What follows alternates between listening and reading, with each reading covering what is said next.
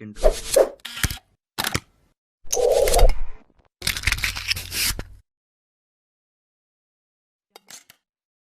Hi guys, welcome back to 73rd part of Arduino tutorials.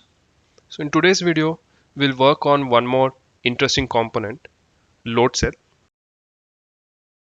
So first, we'll try to understand some basics and the working principle of this load cell, and later interface with Arduino and see how we can use this for weight measurement.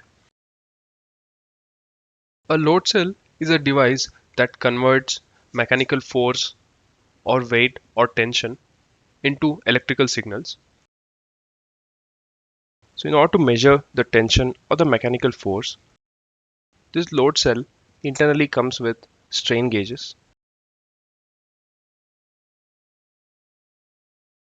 which is a sensor that changes its resistance when external force is applied. So in case of load cell, instead of using single strain gauge, it makes use of 4 strain gauges connected in the form of Wheatstone bridge. So to have a brief on the Wheatstone bridge, it consists of 4 resistors connected in this format. So at these 2 points, we can provide the supply voltage or the excitation voltage, and across this A and B we can measure the output voltage. So if the resistance ratios of these two R1 and R3 is equal to the ratio of R2 and R4, then this bridge is in the balance condition, and if we measure the voltage across points A and B, it will show 0 since there will be same voltage drop on both the legs. So assume we have changed resistance of any one resistor in this network. This makes the network unbalanced, and there will be different voltage drop across the first path and the second path. So in this case, if we measure the V out across points A and B, we get some valid voltage. So moving further with this understanding, in case of load cell, instead of 4 resistors, there will be 4 strain gauges connected in the same format. When there is no weight on the load cell, this network will be in the balanced state and the output voltage will be 0. When we apply any weight, so these 2 strain gauges compress and these 2 expands. So the bridge goes into unbalanced state and it produces some output voltage. Usually this voltage will be very less in terms of millivolts. So along with the load cell, we have to use an external amplifier module so that it makes interfacing with the controller easy, which we'll be seeing further. So I hope till this point the concepts are clear. So further we'll start with the practical. For this tutorial you need an Arduino board, a load cell. Here I have considered the 5 kg capacity, but the steps remain same for every model. So also we need HX711 amplifier module, which also comes with built-in 24-bit ADC and some jumper wires.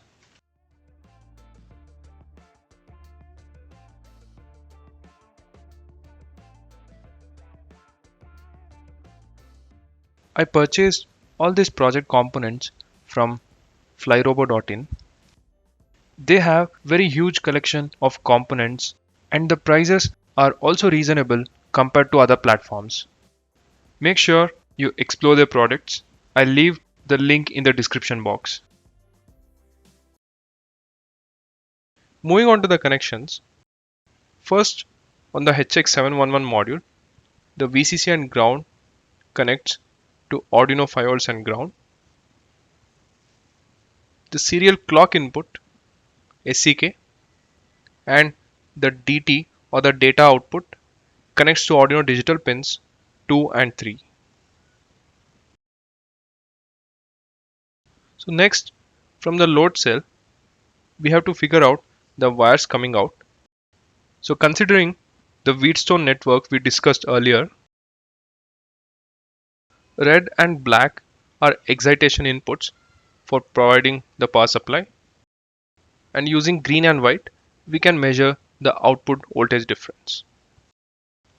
So the supply pins red and black connects to E plus and E minus of our HX711 module. The green and white connects to A plus and A minus pins.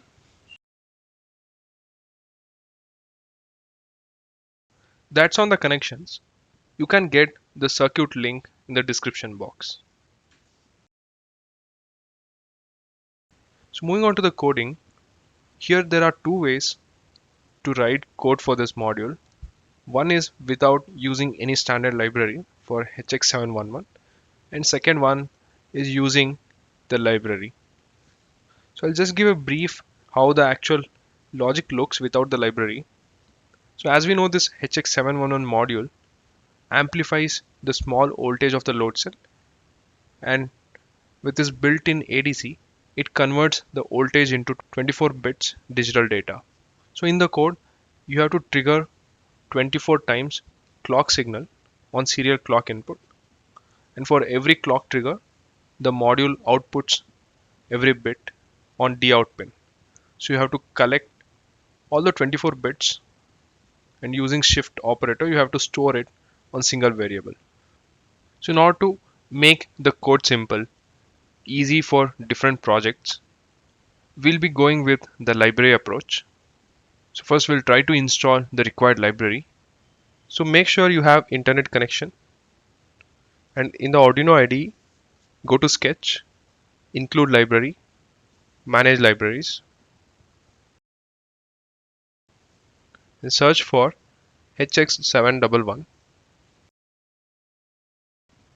So we get many options. I'm going with this HX711 ADC. Click on install. So after installation, you'll be able to see the demo codes under file, examples, and this HX711.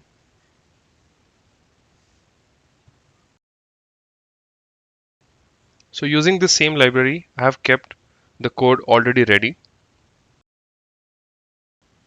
Now I'll explain what all these lines do in the code. So in the declaration, we have included the HX711 ADC library, which we installed, and created an object called load cell of class HX711 ADC. And this object takes two inputs. The first one is the D out pin. So in our case, we have connected to 3. And second one is the clock input, serial clock. So it's 2. So this you can change based on your connections. In the setup, we have some initialization functions. So serial.begin with a baud rate of 57,600 for initializing serial communication between our board and the computer. So next we have load cell.begin. So this is to initialize our HX711 amplifier and ADC module.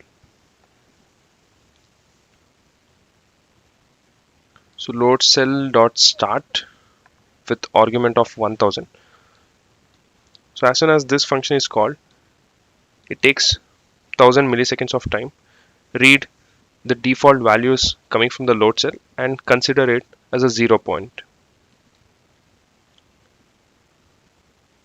And we have set cal factor.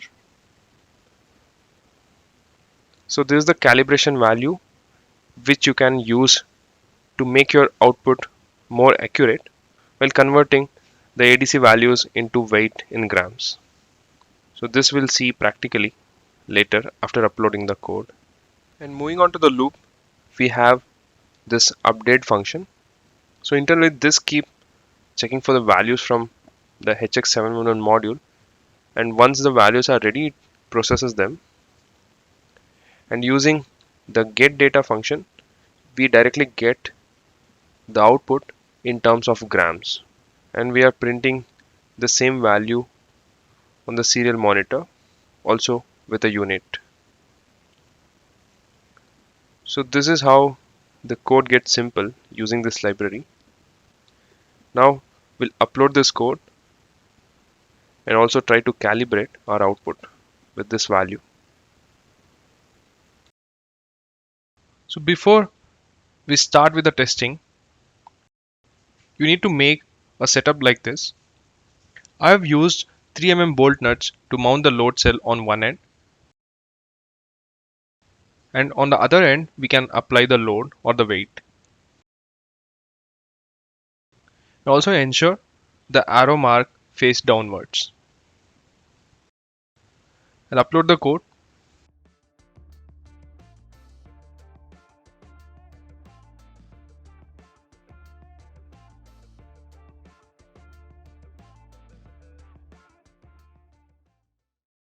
and open serial monitor.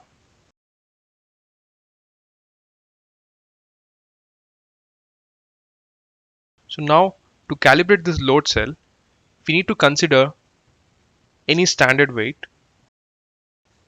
In my case, I'm using this bottle, which I know it weighs around 32 grams. So this will be the reference.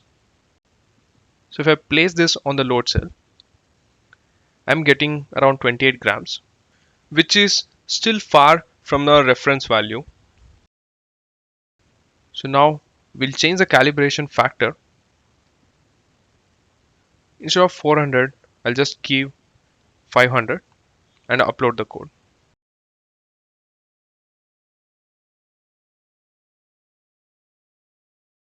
I'll open the serial monitor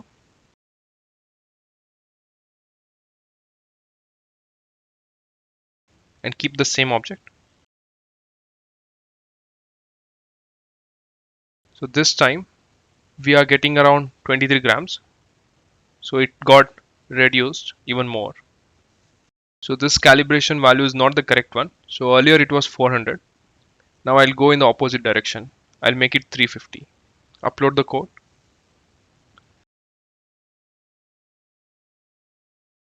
And this time if I measure the weight,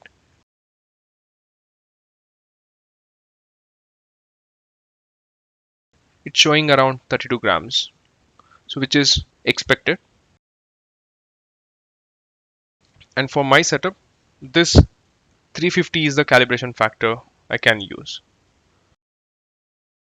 In the same way, you can do some trial error and set the calibration factor based on your setup.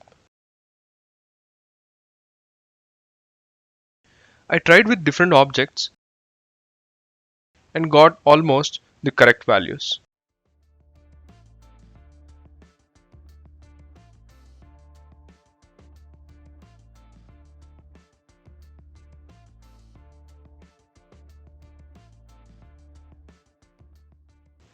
So in this way, you can interface this load cell with the Arduino and use it for weight measurement.